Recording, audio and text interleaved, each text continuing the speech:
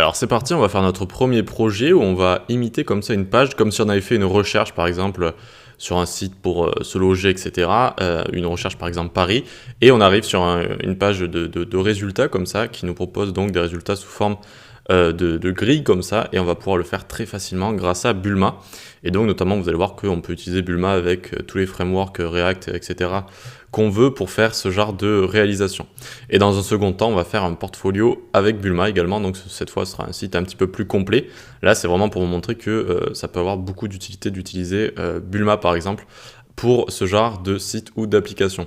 Donc ce qu'on va faire, ça, on va le baisser, on est ici sur un bureau vide, on fait clic droit nouveau dossier, et on va appeler ça site réservation par exemple. Hop, nickel. Ensuite, on s'ouvre Visual Studio, tac, alors moi il s'est ouvert à côté, hop, on va Open Folder et on va chercher ce qu'on vient de créer, site réservation, très bien. Hop, ensuite donc, on vient le mettre ici, tac, tac, et on va tout simplement créer un index HTML. Voilà. Maintenant, pour ce qui est des images, alors moi, je les ai sur mon ordinateur. Je vous ai mis des fichiers sources où vous pouvez aller chercher exactement les mêmes images. Donc, les images, ça va être cette image-là. J'ai pris tout le temps la même, voilà, pour montrer les résultats d'appartement et le petit logo qu'on a ici. OK? Donc là, je vais les prendre, je les copie, tac, et je vais les coller ici. Hop, tac, et donc je vais avoir ces deux images, d'accord, donc le logo et la photo. Vous pouvez prendre d'autres logos, d'autres photos si vous voulez, mais sinon je vous ai mis le lien donc vers un GitHub où vous pouvez prendre le code complet de ce projet, et donc dedans il y aura les photos si vous voulez utiliser exactement les mêmes. Très bien, maintenant pour commencer avec Bulma, on peut le faire de plusieurs manières, et je vais vous donner une petite astuce. Vous allez taper Bulma ici, hop, on va aller sur leur site, et documentation, hop, overview, et là ils vont vous dire start. Donc soit on peut utiliser npm, ce qu'on fera pour le second projet.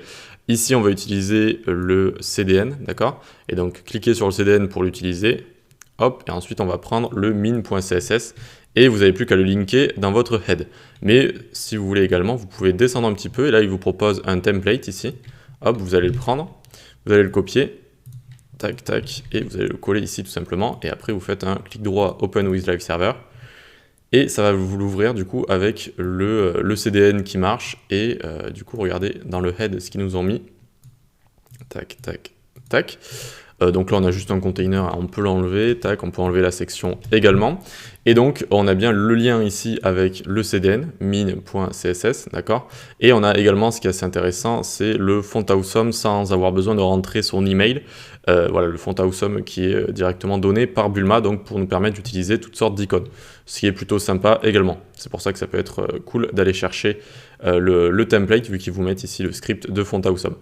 Eh bien écoutez, très bien, on va pouvoir commencer dans la prochaine vidéo à commencer à coder notre projet. Vous noterez que j'ai fait exprès de même pas utiliser de style CSS, tout simplement pour faire 100% avec Bulma. Allez, à tout de suite, on va commencer dans la prochaine vidéo.